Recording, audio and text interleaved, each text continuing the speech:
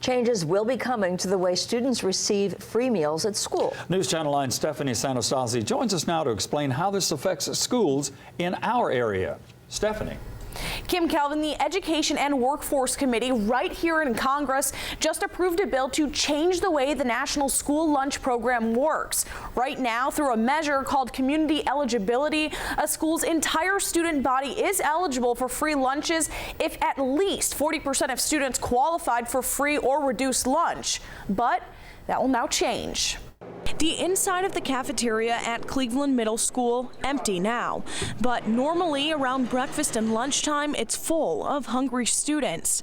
In Cleveland City schools, all students eat for free, but that may change, and Principal Mike Collier says that's disappointing. It's going to impact us. I mean, there's no way that it would. Right now, if 40% of students live in poverty in a specific school, that school qualified for free meals for all students, paid for by the federal government. The proposed bill would increase that to 60%, meaning Cleveland Middle wouldn't apply anymore.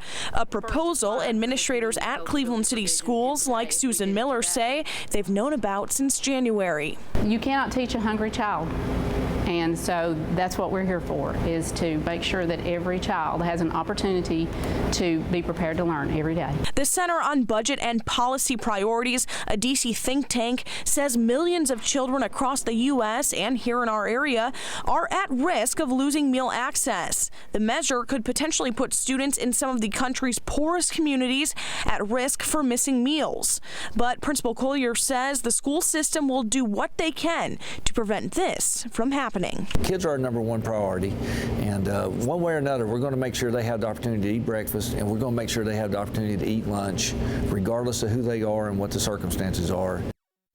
The sponsor of the bill, Representative Todd Rokita, wants the eligibility to change to 60% because he says they'll be able to provide summer meals and better breakfast for those most in need. But opponents say some students who do qualify won't apply because of the social stigma associated with free and reduced lunch.